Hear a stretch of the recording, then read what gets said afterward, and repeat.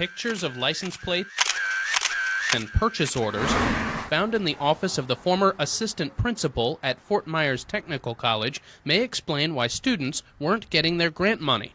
It was all discovered when the school system conducted an internal audit last year. It started in October with our internal auditing department trying to work with them. They assured us that they had made corrective action.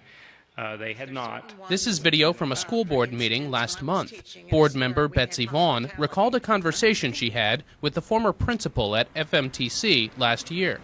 He said, "We're in over our heads. The people that I have on the staff are not understanding how to do this." When auditors finally took a look at the finances, they found problems in the accounts of 394 students. More than $13,000 in grant funds had not been paid out, but the account was empty. According to the investigation, they had to, quote, borrow $10,000 from the FMTC General Fund to cover it.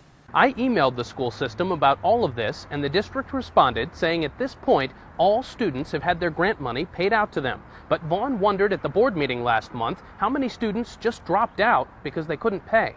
What about students who may have already exited the program going back several years? Because I'm assuming we had the same staff, the same accounting staff or financial accounting staff in place for a few years? Well, I don't know about that. I can't necessarily answer who was in place from one year to the next because, as I said, there was some turnover inside of that time period. In October of last year, the State Department of Education finally got involved, asking what had happened to the Pell Grant funds. A month later, the school board sent this response, signed by board member Gwinnetta Gittens, explaining how the district was addressing the problem. But the numbers were all different.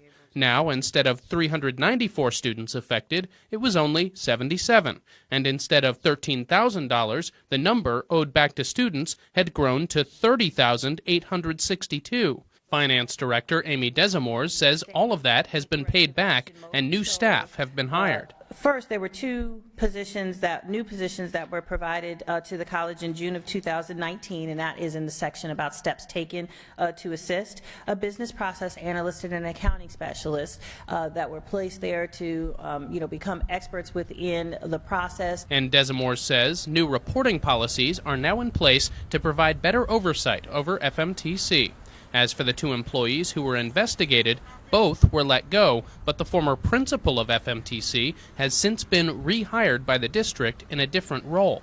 The district says it did not find any evidence that any intentional fraud had occurred. In Fort Myers, Rob Manch, Fox 4, in your corner.